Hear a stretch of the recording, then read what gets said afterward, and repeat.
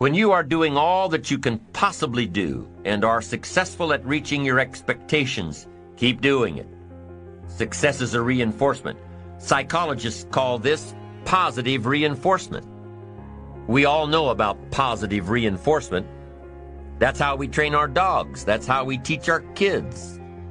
That's how the trainers at SeaWorld can get a killer whale to do tricks and follow commands and work side by side with humans by positive reinforcement. When you bring a brand new puppy home and try to teach him not to mess in the house, what do? You reward him for going outside or scratching at the door.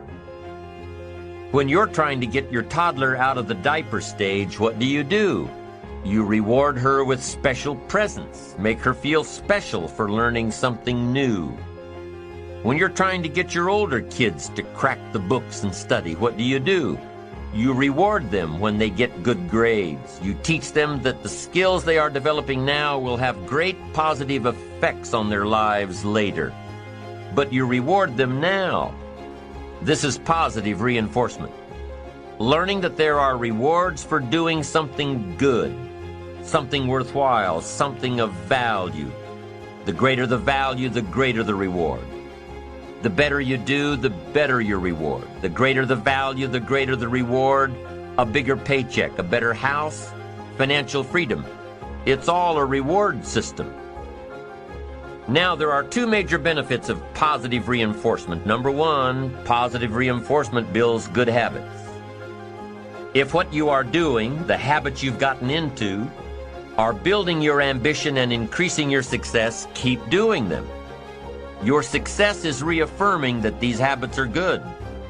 Your success tells you that you need to keep doing what you are doing.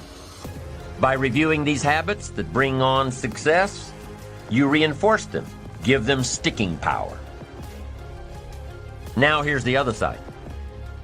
By reviewing your habits, you may find out that some of them are inhibiting your success.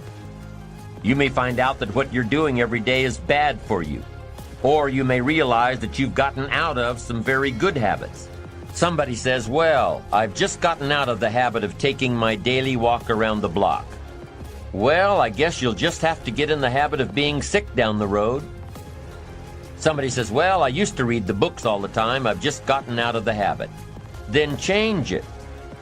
Go back into your disciplines. If you've just gotten out of the habit, just get back into the habit. It's called discipline. If it doesn't work, don't do it any longer. You can keep your fingers crossed if you want to and hope that it'll all straighten out. You can wish for the wind not to blow quite as severely, to change in your favor, but we call that naive at best. If the habits that you've gotten into aren't serving you, change them. You can't keep doing this any longer. Don't wish for a better wind. The key is to wish for the wisdom to set a better sail. Utilize whatever wind that blows to take you where you want to go. That is the philosophy I picked up at age 25, and it revolutionized my whole life. And here's what I found. I found it was easy. I became a millionaire when I was 31, and I found it was easy. Now here's my definition of easy. It was something I could do. I figure if it's something you can do, it's easy. But here's a little parenthesis. I worked hard at it. I made sure my disciplines were in line. I made sure my habits were good. I made sure I did all that I could. I found something that I could do, but I worked hard at it. I got up early, stayed up late, and worked hard from age 25 to 31. But what I did was easy, meaning it was something I could do. Well, you say, Mr. Rohn, if it was so easy, how come during those 6 years, all those other people around you didn't get rich? Here's why. It's easy not to. How else would you describe it? That's it. It's easy to keep doing the things that don't work. It's easy to keep bad habits. It's easy not to develop the disciplines. It's easy not to. So how come I got rich and they didn't? Here's a philosophical phrase. The things that are easy to do are also easy not to do. That's the difference between success and failure. between daydreams and ambitions. Now, the second benefit of positive reinforcement is that it creates the energy to fuel additional achievement. It gives you the drive to do more, to not only keep on doing what's right, but to do more of what's right. The disciplines that will help you grow and get ahead of it all.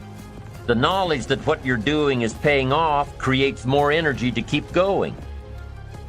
How easy is it to get up in the morning when you know you're not doing all that it takes? It's not very easy at all. You can just lay there awake thinking, oh, what's a few more minutes in bed? It won't matter much anyway. Wrong. It does matter. It will matter. Now, how easy is it to get up in the morning when you're pouring it on, doing the best you can, anxious to get going, make progress toward your dreams? It's a whole different story. When you're resting to renew your reserves, it's much different than resting to avoid your day. When you're psyched up and excited for your life, when you're excited for what you've planned to accomplish for the day, it's amazing. You'll wake up before the alarm clock even tries to startle you awake. Your successes fuel your ambition. Your successes give you extra energy. Your successes pave the way for more successes. It's the snowball effect. With one success, you're excited to meet another, and another, and another. And pretty soon, the disciplines that were so difficult in the beginning, the disciplines that got you going, are now part of your philosophy.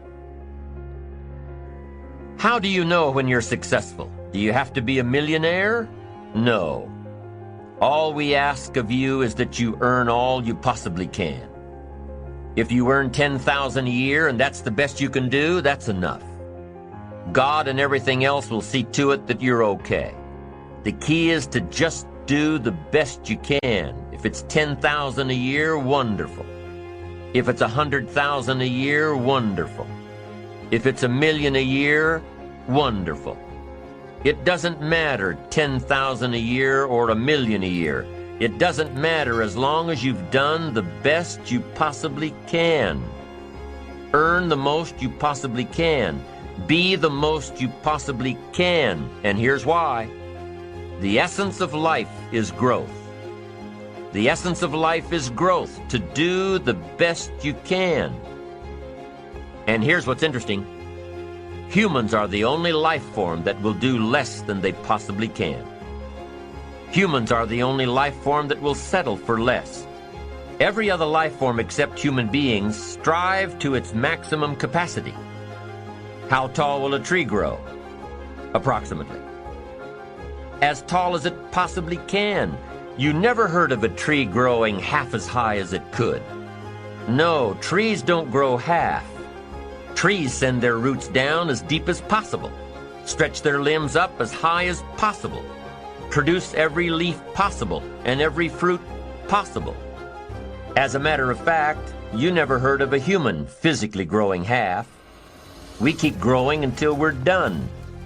Now that's a part of life we can't control. It's genetically coded. And that's probably why we keep growing till we're done. Because we can't control that part. It's the rest of our growing that we control.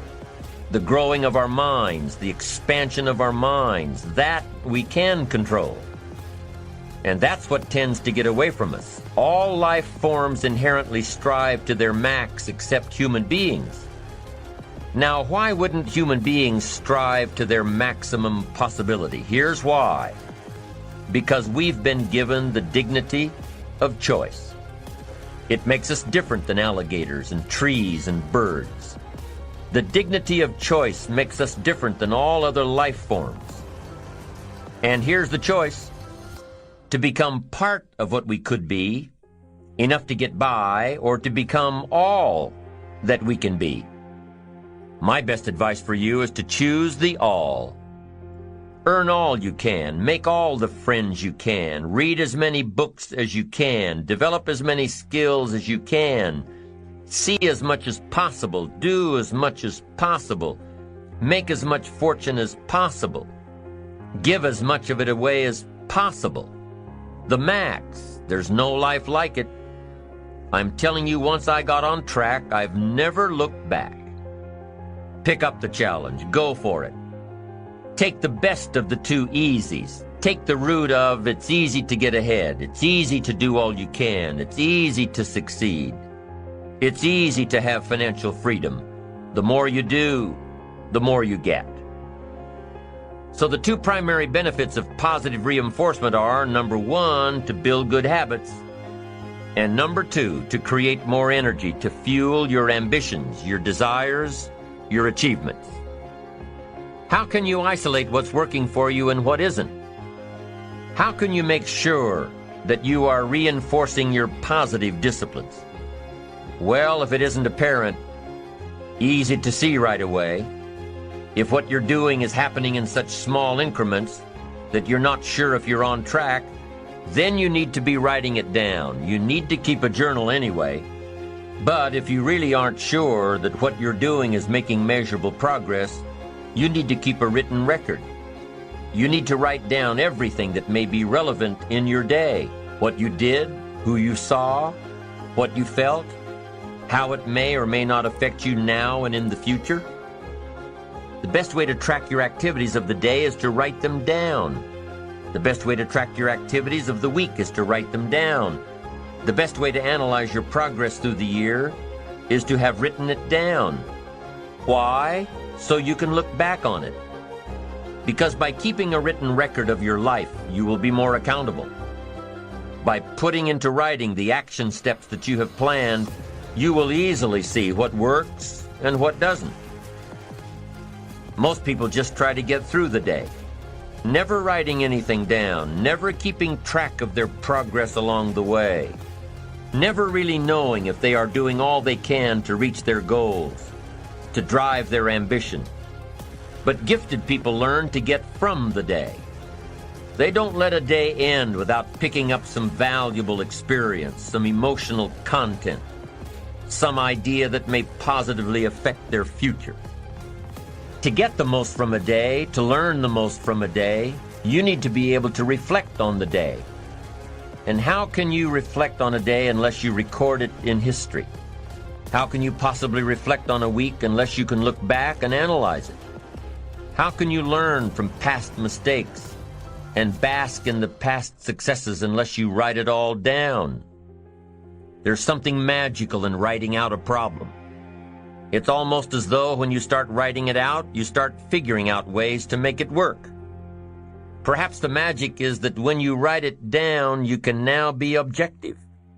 You can start to see objectively where you fit into the picture. You can start to see if you are being responsible, if you are being self-reliant. You are pondering it. You are trying to figure it all out. The fact that it is now on paper actually creates a space between you and the problem. And in this space that you have created, now solutions have room to grow. You see, writing about events that occur helps you to understand exactly what is happening. When we describe life to ourselves only in our minds, our imaginations tend to feed back false information about how things are, distorted information. Sometimes our creativity can create scenarios that really don't exist at all, if we keep the information just in our mind. But by writing it all down, we now can become more factual, more accurate, more realistic, more logical. And then as we reread what we have written, we create a new picture in our mind. And once we see things as they are rather than how we think they are, we can see our way to make them better. It's all part of being responsible. Responsible. Responsible.